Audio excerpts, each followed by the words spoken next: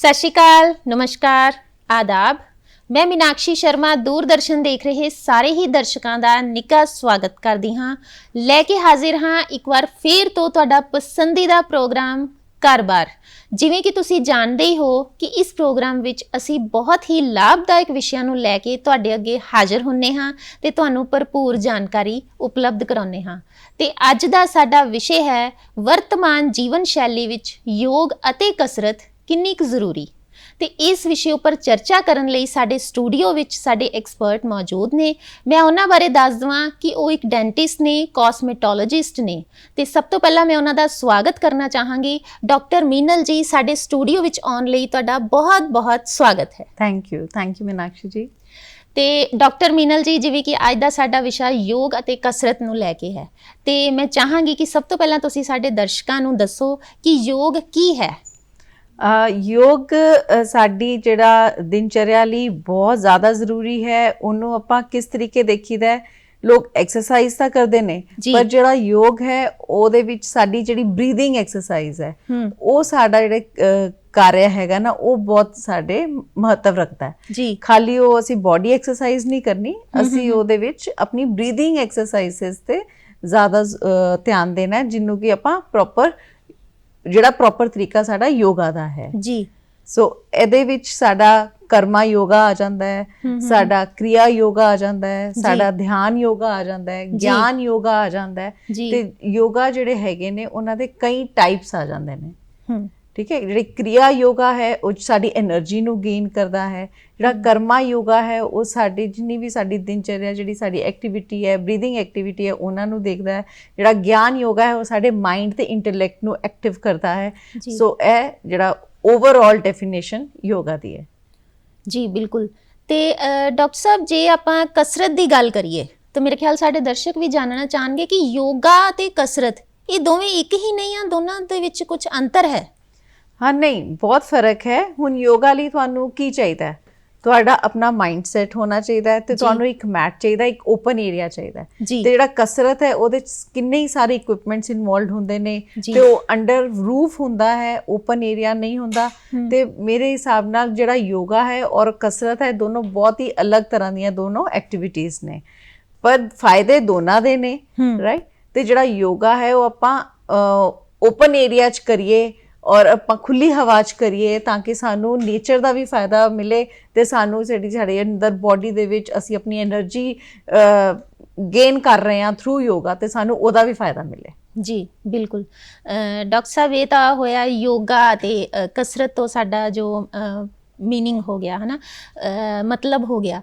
ਤੇ ਜੇ ਆਪਾਂ ਗੱਲ ਕਰੀਏ, ਸਾਡੇ ਦਰਸ਼ਕ ਜੇ ਯੋਗ ਅਤੇ ਕਸਰਤ ਨੂੰ ਆਪਣੀ ਰੋਜ਼ਾਨਾ ਜੀਵਨ ਸ਼ੈਲੀ 'ਚ ਅਪਣਾਉਂਦੇ ਨੇ ਤੇ ਉਹ ਕਿੰਨਾ ਕੁ ਫਾਇਦੇਮੰਦ ਸਾਬਿਤ ਹੁੰਦਾ ਆ? ਦੇਖੋ, ਯੋਗਾ ਜਾਂ ਐਕਸਰਸਾਈਜ਼ ਜਾਂ ਅਸੀਂ ਕੋਈ ਵੀ ਜਿਮ ਐਕਸਰਸਾਈਜ਼ ਕਰਦੇ ਹਾਂ, ਉਹ ਦੋਨਾਂ ਦੇ ਫਾਇਦੇ ਨੇ। ਯੋਗਾ ਜਿਹੜਾ ਹੈਗਾ ਉਹ ਸਾਡੇ ਸਰੀਰ ਤੇ ਸਾਡੀ ਮਾਨਸਿਕ ਸਥਿਤੀ ਨੂੰ ਸੰਤੁਲਿਤ ਕਰਦਾ ਹੈ ਜੀ। ਤੇ ਜਿਹੜਾ ਔਰ ਨਾਲ ਸਾਡੀ ਬਰੀਥਿੰਗ ਐਕਸਰਸਾਈਜ਼, ਜਿਹੜੀ ਬਰੀਥਿੰਗ ਸਾਡੀ ਕੈਪੈਸਿਟੀ ਹੁੰਦੀ ਹੈ ਉਹਨੂੰ ਵਧਾਉਂਦਾ ਹੈ ਜੀ। ਤੇ ਜਿਹੜਾ ਐਕਸਰਸਾਈਜ਼ ਹੈ ਉਹ ਵੀ ਬਹੁਤ ਜ਼ਰੂਰੀ ਹੈ ਸਾਨੂੰ ਆਪਣੀ ਦਿਨਚਰਿਆ ਦੇ ਵਿੱਚ ਲਿਆਣੀ।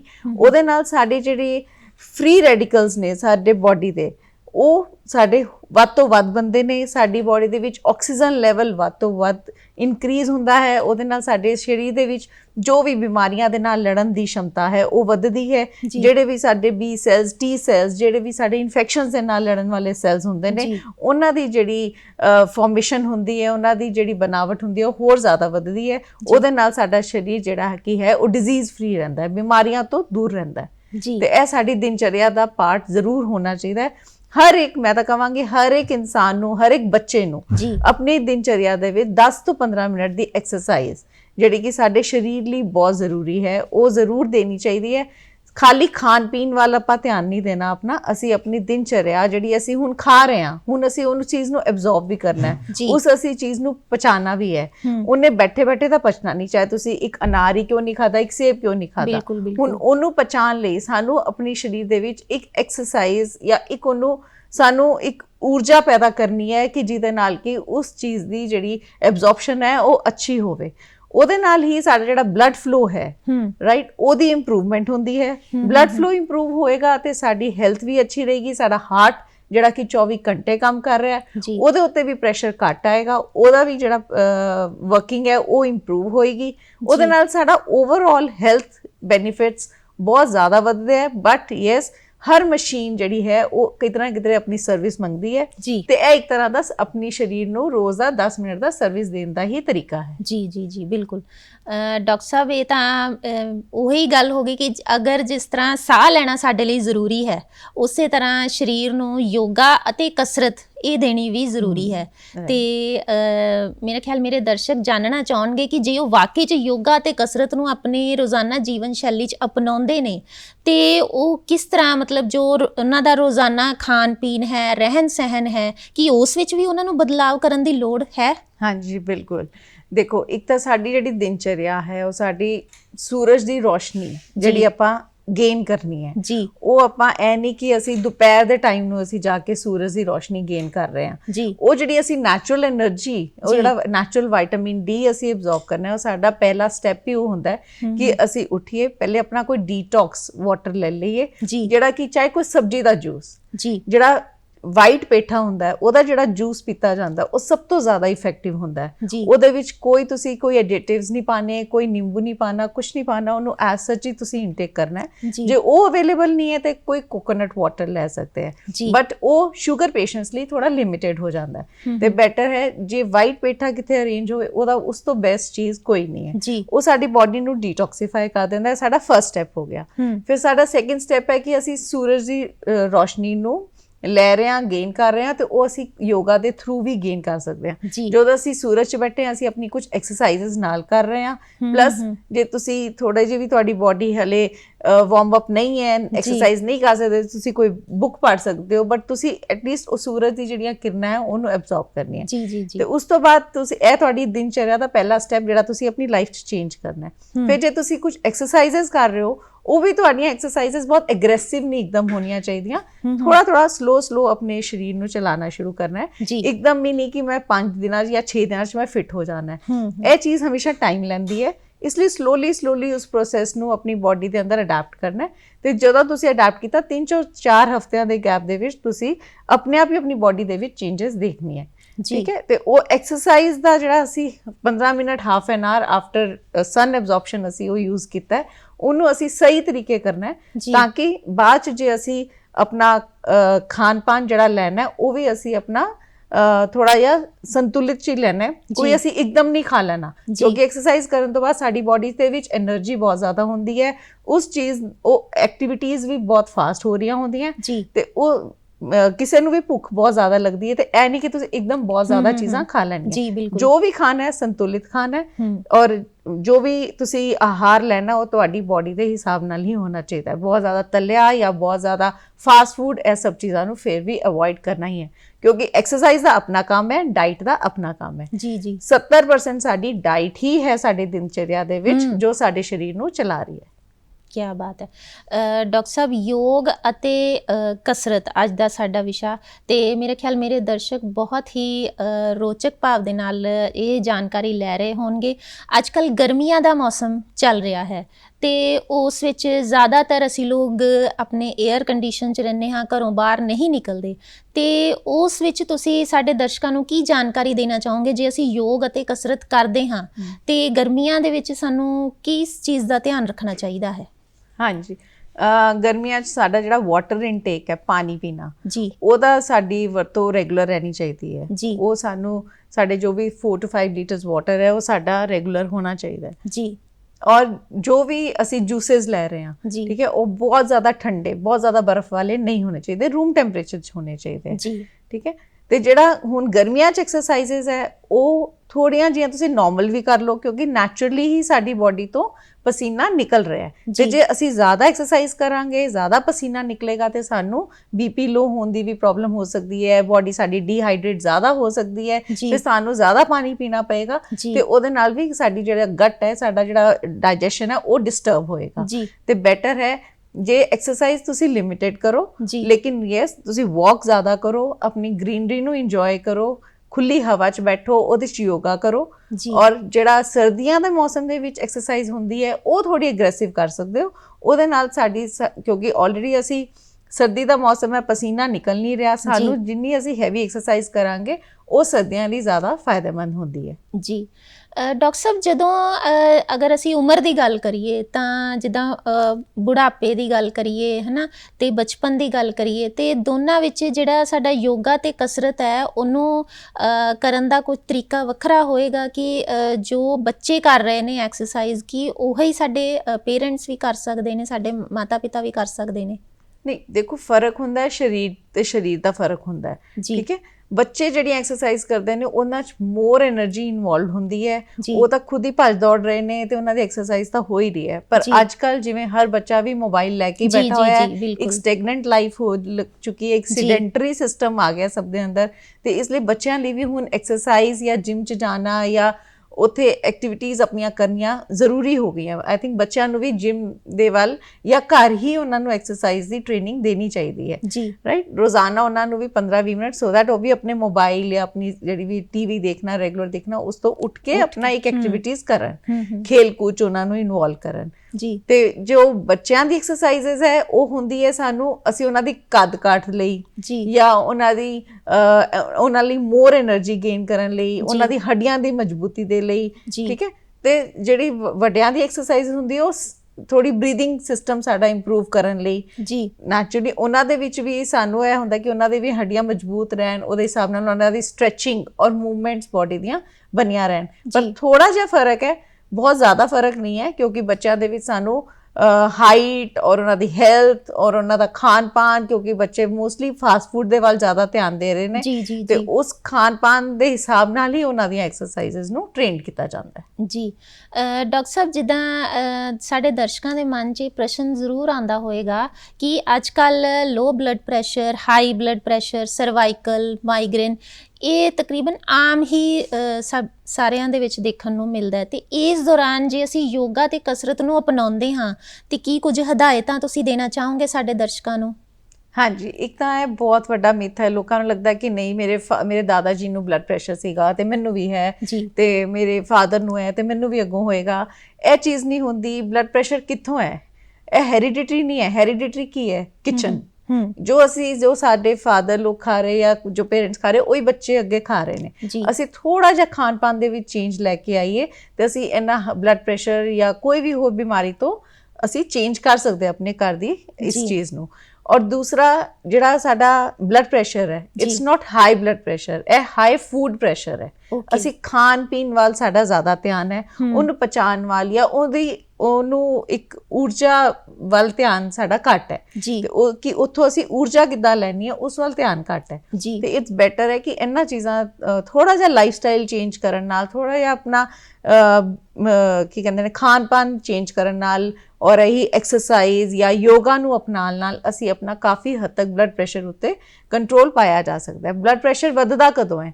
ਜਦੋਂ ਸਾਡੇ ਹਾਰਟ ਉੱਤੇ ਪ੍ਰੈਸ਼ਰ ਜ਼ਿਆਦਾ ਆ ਜਾਂਦਾ ਹੈ, ਜਾਂ ਅਸੀਂ ਤਲੀਆਂ ਚੀਜ਼ਾਂ ਖਾ ਰਹੇ ਹਾਂ ਜਾਂ ਕੋਈ ਵੀ ਅਸੀਂ ਇੱਦਾਂ ਦੀ ਚੀਜ਼ਾਂ ਖਾ ਰਹੇ ਹਾਂ ਜਿਹੜੇ ਕਿ ਟੌਕਸਿਨਸ ਬਣ ਰਹੇ ਨੇ ਔਰ ਸਾਡੇ ਹਾਰਟ ਦੀ ਪਰਤ ਦੇ ਨਾਲ ਜਾਂ ਸਾਡੇ ਅੰਦਰ ਗਟਸ ਦੀ ਪਰਤ ਦੇ ਨਾਲ ਉਹ ਚਿਪਕ ਰਹੀਆਂ ਨੇ। ਹੁਣ ਅਸੀਂ ਉਹਨਾਂ ਨੂੰ ਕੱਢਣਾ ਵੀ ਹੈ। ਜੇ ਉਹ ਚਿਪਕ ਗਈਆਂ ਤੇ ਸਾਡਾ ਜਿਹੜਾ ਹਾਰਟ ਪ੍ਰੈਸ਼ਰ ਜ਼ਿਆਦਾ ਦੇ ਰਿਹਾ ਹੈ, ਸਾਡਾ ਜਿਹੜਾ ਬਲੱਡ ਫਲੋ ਹੈ ਉਹ ਜ਼ਿਆਦਾ ਥੋੜਾ ਜ਼ੋਰ ਨਾਲ ਆ ਰਿਹਾ ਹੈ ਤੇ ਹਾਰਟ ਨੂੰ ਕੰਮ ਜ਼ਿਆਦਾ ਕਰਨਾ ਪੈ ਰਿਹਾ। ਹੁਣ ਅਸੀਂ ਉਸ ਚੀਜ਼ਾਂ ਨੂੰ ਕੱਢਣਾ ਹੈ। ਕੱਢਣਾ ਕਿੱਦਾਂ ਹੈ? ਅਸੀਂ ਹੁਣ ਆਪਾਂ ਉਹਨਾਂ ਨੂੰ ਡੀਟੌਕਸੀਫਾਈ ਕਰਨਾ ਹੈ। ਇੱਕ ਤਾਂ ਨੈਚੁਰਲ ਵੇ ਐਕਸਰਸਾਈਜ਼ ਸਭ ਤੋਂ ਵੱਡਾ ਤਰੀਕਾ ਹੈ, ਕਸਰਤ, ਐਕਸਰਸਾਈਜ਼।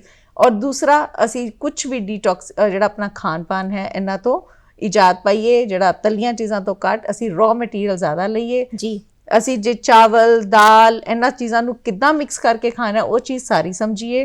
ਕਦੋਂ ਸੈਲਡ ਖਾਣਾ ਤੇ ਕਦੋਂ ਅਸੀਂ ਕਿਹੜੀ ਚੀਜ਼ ਕਿਹਦੇ ਨਾਲ ਖਾਣੀ, ਉਹ ਸਾਨੂੰ ਅਗਰ ਸਹੀ ਤਰੀਕੇ ਨਾਲ ਪਤਾ ਹੋਏਗਾ ਫਿਰ ਸਾਡਾ ਜਿਹੜਾ ਹਾਰਟ ਦਾ ਪ੍ਰੈਸ਼ਰ ਹੈ ਉਹ ਕਾਫੀ ਹੱਦ ਤੱਕ ਨਾਰਮਲ ਰਹਿ ਸਕਦਾ ਹੈ। ਮਤਲਬ ਇਹਨਾਂ ਨੂੰ ਯੋਗਾ ਤੇ ਕਸਰਤ ਨੂੰ ਆਪਣੇ ਜੀਵਨ ਸ਼ੈਲੀ ਦੇ ਵਿੱਚ ਅਪਣਾਉਣ ਲੱਗਿਆਂ ਸਾਨੂੰ ਇੱਕ ਡਾਕਟਰ ਦੀ ਜਿਹੜੀ ਸਲਾਹ ਮਸ਼ਵਰਾ ਕਰ ਲੈਣਾ ਚਾਹੀਦਾ ਹੈ। ਸਾਨੂੰ ਆਪਣੀ ਡਾਈਟ ਜਿਹੜੀ ਹੈ ਪ੍ਰੋਪਰ ਜਾਣ ਲੈਣੀ ਚਾਹੀਦੀ ਹੈ। ਡਾਕਟਰ ਸਾਹਿਬ, ਅੱਜ ਦਾ ਜੋ ਮਾਹੌਲ ਚੱਲ ਰਿਹਾ ਹੈ, ਹਰ ਇਨਸਾਨ ਇੱਕ ਭੱਜ ਦੌੜ ਭਰੀ ਜਿਹੜੀ ਜ਼ਿੰਦਗੀ ਹੈ ਉਹ ਜੀ ਰਿਹਾ ਹੈ। ਕੋਈ ਇਨਸਾਨ ਰੋਜ਼ੀ ਰੋਟੀ ਕਮਾਉਣ ਦੇ ਲਈ ਨਾਈਟ ਸ਼ਿਫਟ ਕਰ ਰਿਹਾ ਹੈ, ਕੋਈ ਸਵੇਰੇ ਜਲਦੀ ਉੱਠ ਕੇ ਜਾ ਰਿਹਾ ਹੈ, ਤੇ ਉਸ ਵਿੱਚ ਕਿਤੇ ਨਾ ਕਿਤੇ ਉਹ ਆਪਣੇ ਵੱਲ ਧਿਆਨ ਦੇਣਾ ਭੁੱਲ ਜਾਂਦਾ ਹੈ। ਤੇ ਉਹ ਕਿਸ ਤਰ੍ਹਾਂ ਇਹਨਾਂ ਯੋਗਾ ਤੇ ਕਸਰਤ ਨੂੰ ਆਪਣੇ ਜੀਵਨ ਦੇ ਵਿੱਚ ਲਿਆ ਸਕਦਾ ਹੈ? ਹਾਂ ਦੇਖੋ, ਹੁਣ ਕਿਸੇ ਦੀ ਨਾਈਟ ਡਿਊਟੀ ਹੈ ਜਾਂ ਕੋਈ ਕਿਸੇ ਦਾ ਵਰਕਿੰਗ ਆਵਰਸ ਬਹੁਤ ਜ਼ਿਆਦਾ ਨੇ, ਤੇ ਮੈਨੂੰ ਲੱਗਦਾ ਉਹਦੇ ਵਿੱਚ ਹੀ ਵਰਕਿੰਗ ਆਵਰਸ ਦੇ ਵਿੱਚ ਹੀ ਆਪਣਾ ਕੋਈ 15 ਮਿੰਟ ਜਾਂ ਅੱਧਾ ਘੰਟਾ ਕੱਢ ਕੇ ਆਪਣੀ ਹੀ ਵਰਕ ਪਲੇਸ ਦੇ ਵਿੱਚ ਵੀ ਉਹ ਐਕਸਰਸਾਈਜ਼ ਨੂੰ ਅਡਾਪਟ ਕਰ ਸਕਦੇ ਨੇ ਰਾਈਟ। ਤੇ ਉਹ ਜਿਹੜਾ ਆਪਣਾ ਖਾਣ ਪਾਣ ਹੈ ਉਹਨੂੰ ਥੋੜਾ ਹੈਵੀ ਨਾ ਰੱਖਣ, ਉਹਨੂੰ ਇੱਕ ਲਾਈਟ ਮੋਡ 'ਚ ਰੱਖਣ ਤਾਂ ਕਿ ਉਹਨਾਂ ਦੇ ਸਰੀਰ ਨੂੰ ਓਨਾ ਹੀ ਕੰਮ ਘੱਟ ਕਰਨਾ ਪਵੇ ਰਾਈਟ। ਤੇ ਜਿਹੜੀ ਇਹ ਦਿਨਚਰਿਆ ਉਹਨਾਂ ਨੂੰ ਉਹਦੇ ਹਿਸਾਬ ਨਾਲ ਹੀ ਡਿਵਾਈਡ ਕਰਨੀ ਚਾਹੀਦੀ ਹੈ, ਕਿਉਂਕਿ ਜਿਹੜੇ ਹੁਣ ਸਾਡੇ ਸੈਲਸ ਨੇ ਸਾਡੀ ਬੋਡੀ ਦੇ ਵਿੱਚ, ਉਹਨਾਂ ਦੇ ਅੰਦਰ એનર્ਜੀ ਮੇਨਟੇਨ ਕਰਨ ਲਈ ਸਾਡਾ ਜਿਹੜਾ ਪਾਵਰ ਪਲੇਸ ਹੈਗਾ ਉਹ ਹੈ ਮਾਈਟੋਕੌਂਡਰੀਆ। ਹੁਣ ਮਾਈਟੋਕੌਂਡਰੀਆ ਦੇ ਵਿੱਚ ਜਿਹੜਾ ਸਾਡਾ ਗਲੂਕੋਜ਼ ਲੈਵਲ ਬਣਦਾ ਹੈ ਜਾਂ ਕੁਝ ਵੀ ਬਣਦਾ, ਉਹਦੇ ਨਾਲ ਸਾਡੀ એનર્ਜੀ ਰਿਲੀਜ਼ ਹੁੰਦੀ ਹੈ। ਉਹ ਨੈਚੁਰਲੀ ਜਿੰਨੀ ਐਕਸਰਸਾਈਜ਼ ਹੋਏਗੀ ਉਨੀ ਜ਼ਿਆਦਾ ਸਾਡੀ એનર્ਜੀ ਰਿਲੀਜ਼ ਹੋਏਗੀ, ਓਨਾ ਹੀ ਇਨਸਾਨ ਦਾ ਬੋਡੀ ਐਕਟੀਵਿਟੀ ਵਧੇਗੀ ਔਰ ਓਨਾ ਹੀ ਉਹ ਐਕਟਿਵ ਔਰ ਖੁਸ਼ਹਾਲ ਮਹਿਸੂਸ ਕਰਨਗੇ। ਐਕਸਰਸਾਈਜ਼ ਨੂੰ ਫਿਰ ਵੀ ਅਪਣਾਉਣਾ ਬਹੁਤ ਜ਼ਰੂਰੀ ਹੈ। ਜੇ ਤੁਸੀਂ ਆਪਣੀ ਉਸ ਦਿਨਚਰਿਆ ਨੂੰ ਡਿਵਾਈਡ ਕਰ ਲਓ ਕਿ ਹੁਣ ਮੈਂ ਮੇਰਾ ਇਹ ਵਾਲਾ ਟਾਈਮਿੰਗ ਹੈ ਤੇ ਮੈਨੂੰ ਇੰਨੇ ਆਵਰਸ ਦੇ ਵਿੱਚ ਮੈਂ ਆਪਣੇ ਆਪ ਨੂੰ ਟਾਈਮ ਦੇਣਾ ਹੈ, ਉਹਦੇ ਨਾਲ ਕੀ ਹੋਏਗਾ, you will feel more happy, ਤੁਹਾਡਾ ਕੰਮ ਵੱਲ ਵੀ ਜ਼ਿਆਦਾ ਧਿਆਨ ਲੱਗੇਗਾ। ਤੁਹਾਡੇ ਜਿਹੜੇ ਐਕਸਰਸਾਈਜ਼ ਕਰਨ ਨਾਲ ਐਂਡੋਰਫਿਨਸ ਵਗੈਰਾ ਜਿਹੜੇ ਸਾਡੇ ਰਿਲੀਜ਼ ਹੁੰਦੇ ਨੇ ਹਾਰਮੋਨਸ, ਉਹ ਸਾਡੇ ਖੁਸ਼ਹਾਲ ਹਾਰਮੋਨਸ ਹੁੰਦੇ ਨੇ, ਉਹਦੇ ਨਾਲ ਸਾਡੀ ਬੋਡੀ ਇੱਕ ਸਟ੍ਰੈਸ ਫ੍ਰੀ ਮਹਿਸੂਸ ਕਰਦੀ ਹੈ ਰਾਈਟ। ਤੇ ਜਿਹੜਾ ਸਾਡਾ ਸਟ੍ਰੈਸ ਲੈਵਲ ਹੈ ਉਹ ਵੀ ਘਟੇਗਾ, ਸਾਡਾ ਕੰਮ ਵੱਲ ਜ਼ਿਆਦਾ ਧਿਆਨ ਲੱਗੇਗਾ। ਤੇ ਮੈਨੂੰ ਲੱਗਦਾ ਆਪਣੇ ਦਿਨਚਰਿਆ ਦੇ ਹਿਸਾਬ ਨਾਲ ਸਾਨੂੰ ਜੋ ਵੀ 5 ਜਾਂ 10 ਮਿੰਟ ਮਿਲਣ ਉਹ ਨਿਕਾਲਣੇ ਜ਼ਰੂਰ ਚਾਹੀਦੇ। ਜੀ ਬਿਲਕੁਲ। ਡਾਕਟਰ ਸਾਹਿਬ, ਇੱਕ ਹੋਰ ਪ੍ਰਸ਼ਨ ਸਾਡੇ ਦਰਸ਼ਕਾਂ ਦੇ ਦਿਮਾਗ 'ਚ ਆ ਰਿਹਾ ਹੋਏਗਾ ਕਿ ਜਿਹੜੇ ਬੱਚੇ ਜਿਮ ਜੁਆਇਨ ਕਰਦੇ ਨੇ, ਹੈ ਨਾ, ਜਿਮ ਜਾਂਦੇ ਨੇ, ਉਹਨਾਂ ਦਾ ਜਿਹੜਾ ਖਾਣ ਪੀਣ ਹੈ ਉਹ ਬਹੁਤ ਘਟਾ ਦਿੱਤਾ ਜਾਂਦਾ। ਉਹ ਕਹਿ ਦਿੰਦੇ ਕਿ ਸਾਡੇ ਡਾਈਟ ਦੇ ਵਿੱਚ ਇਸ ਤਰ੍ਹਾਂ ਲਿਖਿਆ ਗਿਆ ਹੈ ਕਿ ਅਸੀਂ ਰਾਤ ਦਾ ਖਾਣਾ ਨਹੀਂ ਖਾਣਾ ਜਾਂ ਅਸੀਂ 2 ਟਾਈਮ ਦਾ ਖਾਣਾ ਮਿਸ ਕਰਨਾ ਹੈ। ਤੇ ਕੀ ਉਹਦੇ ਨਾਲ ਉਹਨਾਂ ਦੀ ਸਰੀਰ ਦੇ ਵਿੱਚ ਵੀਕਨੈਸ ਨਹੀਂ ਆ ਜਾਂਦੀ, ਕਮਜ਼ੋਰੀ ਨਹੀਂ ਆ ਜਾਂਦੀ? ਹਾਂਜੀ ਬਿਲਕੁਲ। ਜਿਹੜਾ ਵੀ ਉਹਨਾਂ ਨੂੰ ਖਾਣਾ ਪਲਾਨ ਦਿੱਤਾ ਜਾਂਦਾ ਹੈ ਉਹਦੇ ਵਿੱਚ at least most of the time home food ਹੀ ਹੋਵੇ। ਉਹ ਪ੍ਰੋਪਰ ਮਾਤਰਾ 'ਚ ਉਹ ਖਾਂਦੇ ਤਾਂ ਹੈ, ਬਟ ਲੇਕਿਨ ਕਿਤੇ ਨਾ ਕਿਧਰੇ ਉਸ ਚੀਜ਼ ਦੀ ਜਾਂ ਵਧੋ ਹੋ ਜਾਏਗੀ ਜਾਂ ਕਿਸੇ ਚੀਜ਼ ਦੀ ਡੈਫੀਸ਼ੀਐਂਸੀ ਰਹਿ ਜਾਏਗੀ। ਤੇ ਬੈਟਰ ਹੈ ਕਿ ਆਪਣਾ ਖਾਣ ਪਾਣ ਨੂੰ ਕੰਟਰੋਲ ਕਰਦੇ ਹੋਏ ਓਵਰ ਐਕਸਰਸਾਈਜ਼ ਨਹੀਂ ਕਰਨੀ ਰਾਈਟ।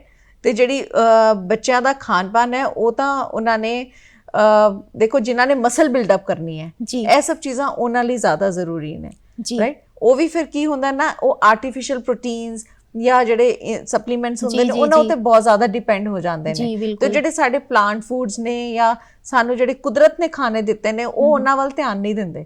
ਤੇ ਮੋਸਟਲੀ ਉਹ ਲਾਈਕ ਪ੍ਰੋਸੈਸਡ ਫੂਡ ਵੱਲ ਜ਼ਿਆਦਾ ਚਲੇ ਜਾਂਦੇ ਨੇ, ਜੋ ਕਿ ਬਹੁਤ ਅੱਛੀ ਚੀਜ਼ ਨਹੀਂ ਹੈ। ਹੁਣ ਉਹ ਪ੍ਰੋਸੈਸਡ ਫੂਡ ਵੀ ਕੀ ਹੈ, ਪੈਕ ਹੋਇਆ ਹੁੰਦਾ ਹੈ ਪਲਾਸਟਿਕ ਦੇ ਵਿੱਚ। ਪਲਾਸਟਿਕ ਦੇ ਵਿੱਚ ਅਗੇਨ ਕੈਮੀਕਲ ਰਿਐਕਸ਼ਨਸ ਹੋ ਰਹੇ ਨੇ, ਕੈਮੀਕਲ ਰਿਐਕਸ਼ਨਸ ਦੇ ਨਾਲ ਅਗੇਨ ਸਾਡੀ ਬੋਡੀ ਡੈਮੇਜ ਹੋ ਰਹੀ ਹੈ, ਉਹੀ ਖਾਣ ਪਾਣ ਸਾਡੇ ਅੰਦਰ ਜਾ ਰਿਹਾ ਤੇ ਸਾਡੀ ਬੋਡੀ ਡੈਮੇਜ ਹੋ ਰਹੀ ਹੈ। ਤਾਂ ਮੇਰਾ ਖਿਆਲ ਤਾਂ ਜੇ ਉਹ ਉਸ ਚੀਜ਼ ਨੂੰ ਆਪਣਾ ਇੱਕ ਸੋਚ ਸਮਝ ਕੇ ਖਾਣਗੇ, ਠੀਕ ਹੈ, ਇੱਕ ਬਿਲਕੁਲ ਹੀ ਲਕੀਰ ਤੇ ਫਕੀਰ ਨਹੀਂ ਬਣਨਾ, ਲੇਕਿਨ ਆਪਣੇ ਸਰੀਰ 'ਚ ਕਿਸੇ ਵੀ ਚੀਜ਼ ਦੀ ਕਮੀ ਹੋਣ ਤੋਂ ਬਚਾਉਣਾ ਹੈ, ਤਾਂ ਬੈਟਰ ਉਹਨਾਂ ਦੇ ਰਿਜ਼ਲਟਸ ਵੀ ਆਉਣਗੇ। ਜੀ ਬਿਲਕੁਲ। ਡਾਕਟਰ ਸਾਹਿਬ, ਯੋਗਾ ਅਤੇ ਕਸਰਤ ਦੇ ਨਾਲ ਕਿਤੇ ਨਾ ਕਿਤੇ ਸਾਡੇ ਸਰੀਰ ਦਾ ਜਿਹੜਾ ਖੂਨ ਦਾ ਦੌਰਾ ਹੈ ਉਹ ਇੰਪਰੂਵ ਹੁੰਦਾ ਆ, ਉਹ ਸਹੀ ਚੱਲਦਾ ਆ, ਤੇ ਕਿਤੇ ਨਾ ਕਿਤੇ ਸਾਡੀ ਸਕਿਨ 'ਤੇ ਵੀ ਇਹਦਾ ਇਫੈਕਟ ਦਿਸਦਾ ਹੋਏਗਾ? ਹਾਂਜੀ ਬਿਲਕੁਲ।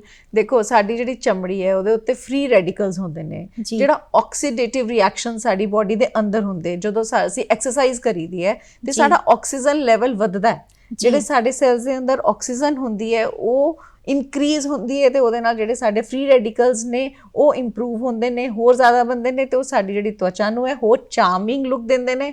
ਚਾਹੇ ਉਹ ਮੇਲ ਹੋਏ ਚਾਹੇ ਫੀਮੇਲ, ਹਰ ਕੋਈ ਸੁੰਦਰ ਦਿਖਣਾ ਚਾਹੁੰਦਾ ਹੈ। ਤੇ ਦਿਸ ਇਜ਼ ਦ ਵੇ ਕਿ ਉਹ ਜਿੰਨਾ ਐਕਸਰਸਾਈਜ਼ ਕਰਨਗੇ, ਜਿੰਨੇ ਆਪਣੇ ਟੌਕਸਿਨਸ ਆਪਣੇ ਸਰੀਰ ਤੋਂ ਨਿਕਾਲਣਗੇ, ਔਰ ਜਿੰਨਾ ਫ੍ਰੀ ਰੈਡੀਕਲਸ ਸਾਡੀ ਬੋਡੀ ਦੇ ਵਿੱਚੋਂ ਨਿਕਲਣਗੇ ਔਰ ਨਏ ਤੋਂ ਨਏ ਸੈੱਲ ਬਣਨਗੇ ਤੇ ਸਾਡੀ ਬੋਡੀ ਉਨੀ ਯੰਗ ਔਰ ਚਾਰਮਿੰਗ ਦਿਖੇਗੀ। ਤੇ ਜਿਹੜੇ ਸਾਡੇ ਜਿਹੜਾ ਐਕਸਰਸਾਈਜ਼ ਹੈ ਉਹਦਾ ਸਕਿਨ ਦੇ ਉੱਤੇ ਬਹੁਤ ਅੱਛਾ ਬੈਨੀਫਿਟ ਆਉਂਦਾ ਹੈ। ਅਗਰ ਤੁਸੀਂ ਖੁਦ ਹੀ ਫੀਲ ਕਰੋਗੇ ਕਿ ਹੁਣੇ ਤੁਹਾਡੀ ਸਕਿਨ ਜਿਹੜੀ ਸਾਡੀ ਇਹ ਕੋਲੈਜਨ ਸਾਡਾ ਲੂਜ਼ ਕਰ ਰਹੀ ਹੈ ਔਰ ਸਾਡੇ ਜਿਹੜੇ ਸੈਲਸ ਨੇ ਉਹ ਡੈਡ ਹੋ ਰਹੇ ਨੇ, ਪਰ ਜਿੱਦਾਂ ਜਿੱਦਾਂ ਤੁਸੀਂ ਐਕਸਰਸਾਈਜ਼ ਕਰੋਗੇ ਤੁਹਾਡੀ ਸਕਿਨ ਦੀ ਟੋਨਿੰਗ ਹੁੰਦੀ ਜਾਏਗੀ, ਸ਼ੇਪ ਅਪ ਹੁੰਦੀ ਜਾਏਗੀ ਔਰ ਤੁਸੀਂ ਹੋਰ ਤੋਂ ਹੋਰ ਚਾਰਮਿੰਗ ਲੱਗੋਗੇ। ਜੀ ਡਾਕਟਰ ਸਾਹਿਬ, ਡਾਕਟਰ ਸਾਹਿਬ ਇੱਕ ਗੱਲ ਹੋਰ ਪੁੱਛਣਾ ਚਾਹਾਂਗੀ ਦਰਸ਼ਕਾਂ ਵੱਲੋਂ ਕਿ ਪੁਰਾਣੇ ਸਮੇਂ ਦੇ ਵਿੱਚ ਜਿਹੜਾ ਦੇਸੀ ਘਿਓ ਸੀ ਉਸ ਦਾ ਇਸਤੇਮਾਲ ਬਹੁਤ ਕੀਤਾ ਜਾਂਦਾ ਸੀ ਖਾਣ ਪੀਣ 'ਚ, ਸਬਜ਼ੀਆਂ ਦੇ ਵਿੱਚ, ਪਰੌਂਠੀਆਂ ਦੇ ਵਿੱਚ। ਪਰ ਅੱਜ ਦੇ ਸਮੇਂ ਦੇ ਵਿੱਚ ਉਹ ਬਿਲਕੁਲ ਬੰਦ ਕਰ ਦਿੱਤਾ ਤੇ ਕਿਤੇ ਨਾ ਕਿਤੇ ਡਾਕਟਰਸ ਵੀ ਮਨਾ ਕਰਦੇ ਨੇ। ਉਹਦਾ ਵੀ ਰੀਜ਼ਨ ਇਹੀ ਹੋ ਸਕਦਾ ਆ ਕਿ ਯੋਗ ਅਤੇ ਕਸਰਤ ਜਿਹੜੀ ਹੈ ਉਹ ਸਰੀਰ ਦੇ ਜਿਹੜੀ ਕੰਮਕਾਜ ਕਰਨ ਦੀ ਜਿਹੜੀ ਉਹ ਘਟ ਗਈ ਹੋਈ ਹੈ ਖਮਤਾ।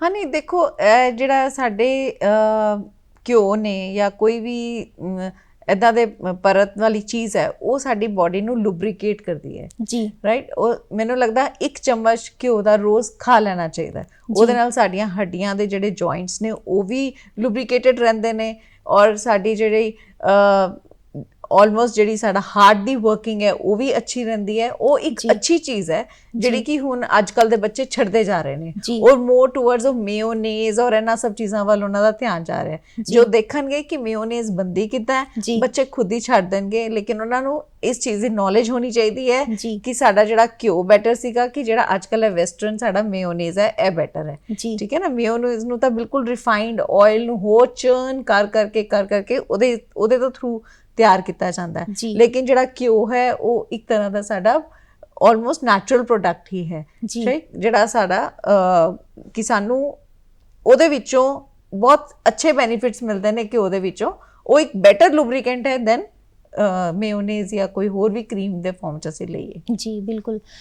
ਡਾਕਟਰ ਸਾਹਿਬ, ਇੱਕ ਮੈਂ ਹੋਰ ਤੁਹਾਨੂੰ ਗੁਜ਼ਾਰਿਸ਼ ਕਰਾਂਗੀ ਕਿ ਸਾਡੇ ਬੱਚੇ ਵੀ ਇਹ ਪ੍ਰੋਗਰਾਮ ਦੇਖ ਰਹੇ ਹੋਣਗੇ ਤੇ ਅੱਜ ਕੱਲ੍ਹ ਜਿਵੇਂ ਕਿ ਤੁਸੀਂ ਪਹਿਲਾਂ ਵੀ ਗੱਲ ਕੀਤੀ ਕਿ ਇਨਡੋਰ ਗੇਮਸ ਦੇ ਵੱਲ ਉਹ ਜ਼ਿਆਦਾ ਅਟਰੈਕਟ ਹੁੰਦੇ ਨੇ, ਗਰਮੀ ਜ਼ਿਆਦਾ ਮਹਿਸੂਸ ਕਰਦੇ ਨੇ, ਸਰਦੀਆਂ 'ਚ ਸਰਦੀ ਜ਼ਿਆਦਾ ਮਹਿਸੂਸ ਕਰਦੇ ਨੇ, ਘਰੋਂ ਬਾਹਰ ਬਹੁਤ ਘੱਟ ਨਿਕਲਦੇ ਨੇ, ਤੇ ਉਹਨਾਂ ਨੂੰ ਤੁਸੀਂ ਕੀ ਸੰਦੇਸ਼ ਦੇਣਾ ਚਾਹੋਗੇ ਕਿ ਯੋਗ ਅਤੇ ਕਸਰਤ ਵੱਲ ਉਹਨਾਂ ਦਾ ਆਕਰਸ਼ਣ ਵਧੇ?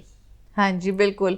ਇਹ ਤਾਂ ਫਸਟ ਸਟੈਪ ਮੈਨੂੰ ਲੱਗਦਾ ਪੇਰੈਂਟਸ ਪਹਿਲੇ ਗਾਈਡ ਹੋਣੇ ਚਾਹੀਦੇ ਉਹਨਾਂ ਲਈ। ਜੇ ਪੇਰੈਂਟਸ ਨੇ ਇਸ ਚੀਜ਼ ਨੂੰ ਅਡੈਪਟ ਕੀਤਾ ਹੋਇਆ ਹੈ ਤਾਂ ਬੱਚੇ ਵੀ ਉਸ ਚੀਜ਼ ਨੂੰ ਅਡੈਪਟ ਕਰਨਗੇ।